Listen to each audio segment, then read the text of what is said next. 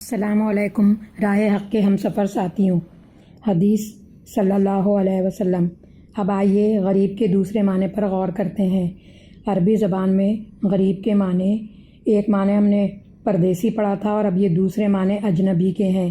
ہمیں ہر محفل، ہر ماحول، ہر مقام پر اجنبیت کا احساس رہے، اس لیے کہ جس ماحول، جس خاندان، جس برادری، جس معاشرے اور جس دور میں بھی ہم اور آپ رہ رہے ہیں، وہاں اکثریت کا حال بل اکثرہم لا یؤمنون، سورہ بقرہ 100۔ اکثر لوگ تو ایمان لاتے ہی نہیں ہیں۔ بل اکثرہم لا یعقلون، عنکبوت 63۔ اکثر لوگ تو عقل سے کام لیتے ہی نہیں ہیں۔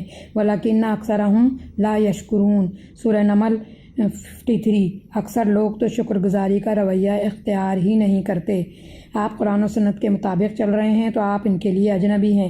جو قرآن و سنت پر عمل نہیں کر رہے، اس لیے آپ ان کو قرآن اور حدیث کی بات بتائیں گے تو وہ سنیں گے نہیں، کیوں کہ جو ان کا خاندان کر رہا ہے وہ اس کو دین سمجھے بیٹھے ہیں۔ آپ کا کام پیار سے سمجھانا ہے، جو میرے نبی صلی اللہ علیہ وسلم نے کیا۔ آپ جو ہیں دنیا میں اس طرح سے نہیں رہیں گے کہ زمانے کا دریا جس رخ پر بہہ رہا ہے تو آپ بھی اسی رخ پر بہتے چلے جائیں، کیونکہ آپ کوئی کیڑے مکوڑے نہیں ہیں۔ یہ تو کیڑے مکوڑوں کا کام ہے کہ نالی کے پانی کے ساتھ بہتے چلے جائیں۔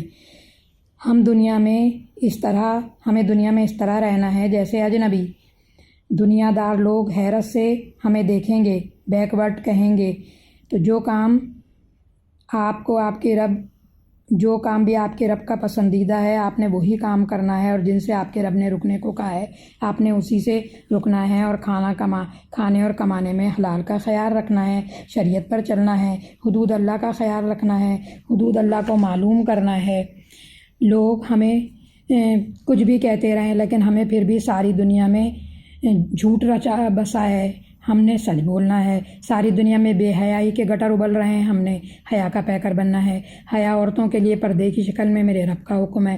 مردوں میں نگاہ کی صورت میں حیا، بے حیائی کے منظر نہیں دیکھنا۔ ساری دنیا میں بددیانتی کا چلن ہے، مگر ہمارا طریقہ امانت داری کا ہوگا۔ ساری دنیا حرام کھانے کمانے میں لگی ہے، رشوت دے رہی ہے، رشوت لے رہی ہے۔ ہمیں صرف رزق حلال ہی کمانا اور کھانا ہے۔ ساری دنیا میں باپ دادا، خاندان اور معاشرے کی رسم و رواج چل رہے ہیں۔ ہم نے اسلام کے رواج کے سوا سب سے بیزاری کا اعلان کر دیا ہے۔ ہمارے لیے تو اللہ نے دین اسلام کو پسند کیا ہے، ہم تو اسلام کے طریقوں پر چلیں گے، تو اس لیے ہم اپنے ماحول میں اجنبی ہیں۔ صحابہ کرام کے گھروں کی حالت دیکھ کر لوگ حیران ہو جاتے تو انہیں صحابہ کہہ دیتے، وہاں آخرت میں ہمارا ایک گھر ہے، ہم اپنے اچھے اور بیش قیمت سامان وہاں بھیج دیتے ہیں۔ جی ہاں، یہ جواب ہے ابو ذر غفاری رضی اللہ عنہ کا۔ تبع تابعین میں سے ایک شخص نے حضرت سفیان ثوری رحمۃ اللہ علیہ سے پوچھا، تبع تابعین کون؟ نبی کریم صلی اللہ علیہ وسلم کے ساتھ رہنے والے لوگ صحابہ کہلائے، صحابہ کے ساتھ رہنے والے لوگ تابعی کہلائے، تابعیوں کے ساتھ رہنے والے لوگ تبع تابعین کہلائے۔ تو تبع تابعین میں سے ایک شخص نے حضرت سفیان ثوری سے پوچھا کہ صحابہ کی اور ہماری کیا نسبت ہے؟ فرمایا، آپ ان کو دیکھتے تو حیران ہو جاتے کہ ان کے اخلاق اور کردار قرآن اور سنت کے مطابق تھے، اور اگر وہ ہمیں دیکھتے تو ہمیں کافر اور منافق سمجھتے، کیونکہ قرآن اور سنت کے مطابق ہم عمل ہی نہیں کر رہے، اور نمازوں کی بھی پابندی نہیں، قرآن اور حدیث کو سننے سمجھنے کو تیار ہی نہیں۔ یہ سب لوگ جو بہترین تھے، صحابہ کرام، صحابیات، ازواج مطہرات، تابعین، تبع تابعین، اولیاء اللہ، دنیا میں ایسے رہے جیسے اجنبی مسافر۔ اپنے خیالات، اپنی فکر، سوچ، عقیدہ، نظریہ، تمنا، شوق، ترجیحات، عمل، ہر لحاظ سے معاشرے میں یہ اجنبی رہے۔ کیوں؟ ان کی ترجیحات آخرت اور ہماری ترجیحات دنیا۔ ہم صرف دنیا کے لیے اپنا وقت، صلاحیت، قوت، جوانی، اولاد کو لگاتے ہیں۔ اللہ کے لیے معاشرے میں اجنبی بننے والے بندے آخرت کے لیے اپنا وقت، صلاحیت، قوت، جوانی اور اولاد کو لگاتے ہیں۔ بن گیا سارے جہاں میں اجنبی تیرے لیے، اے خدا تیرے لیے، میرے خدا تیرے لیے۔ کن فی الدنیا کاننا کا، غریب کے حکم پر چلنے والے ہر دور میں مشکل میں رہے، دل ان کے مطمئن رہے، رب کو انہوں نے راضی کر لیا، جنت میں اپنے پلاٹ کی بکنگ کرا لی، اور آخرت میں یہ کامیاب ہیں۔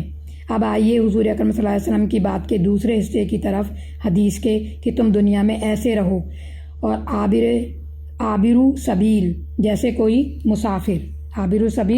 مسافر، دنیا تو صرف ایک راستہ ہے، ایک گزرگاہ ہے، راستے میں کون لمبی تان کا سویا رہتا ہے، راستہ تو تیز تیز قدموں سے عبور کیا جاتا ہے، بس جیسے ایئرپورٹ پر سے آپ گزرنے کی کرتے ہیں۔ انٹرنیشنل ایئرپورٹ ہے، اس کی زینت، آرائش، سہولت، خوبصورتی دیکھ کر آپ وہاں مستقل رک نہیں جاتے، اس لیے کہ وہ آپ کی منزل نہیں ہے۔ ایئرپورٹ پر آپ جلدی میں ہیں، تیزی کے ساتھ جگہ چھوڑنے کی کوشش میں ہیں، اس لیے کہ آپ کا گھر آ گیا ہے، آپ کی منزل ایئرپورٹ نہیں ہے۔ کسی شاعر نے کیا خوب کہا ہے، دنیا ہے جیسے ایک پل، اس سے ہے بس گزرنا، ایک اور ہی جہاں ہے اصلی وطن ہمارا، سامان اس جہاں کا یہاں جمع کر لو سارا۔ آپ فلائٹ پر تو ساری کمائی نہیں خرچ کریں گے، سفر میں بس ضرورت کے تحت مال لگائیں گے۔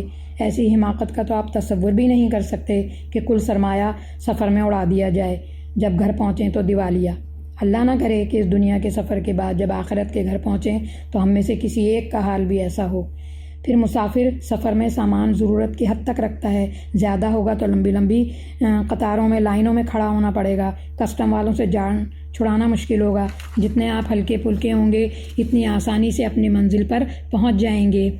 لہٰذا میرے پیارے رسول صلی اللہ علیہ وسلم نے تو ذہن ہی بدل دیا، دل بدل دیا، زیادہ سے زیادہ مال سمیٹنے کی لالچ، حسد، کینہ سب ختم کر دیا اور ایک نیا انسان جنم دیا جو کہنے لگا شکر ہے کہ میرے پاس سامان کم ہے۔ حسرتیں شکر میں بدل گئیں۔ یہ ہے میرے نبی کریم صلی اللہ علیہ وسلم کی باتوں کا معجزہ۔ صحابیات رضی اللہ عنہ کی مثالیں سن کر تو نفس کا شیطان کہتا ہے ہم کہاں اور صحابیات رضی اللہ عنہ کا مقام بلند کہاں۔ پھر 21ویں صدی اور اس کے تقاضے، دور جدید کے مطالبات، اللہ تعالی ہمارے دلوں میں بھی آپ صلی اللہ علیہ وسلم کی ایک ایک بات پر یقین دے، آمین۔ ہم دنیا میں ایسے رہیں جیسے عابر و سبیل، یعنی راستے کا مسافر۔ یہ کہہ کر آپ صلی اللہ علیہ وسلم نے ہمیں ہوشیار کر دیا ہے، کسی بھی وقت چلنے کا حکم آ سکتا ہے، تیاری مکمل رکھو۔ جس فلائٹ کا وقت بھی معلوم نہ ہو، کسی بھی وقت اچانک کہہ دیا جائے گا روانگی کے لیے تیار ہے، سامان باندھ لیں، کاغذات، پاسپورٹ سب تیار رکھیں۔ تو گویا عابر سبیل کہہ کر آپ صلی اللہ علیہ وسلم نے ہماری طبیعت میں تیزی، حرکت، ہمت پیدا کر دی ہے۔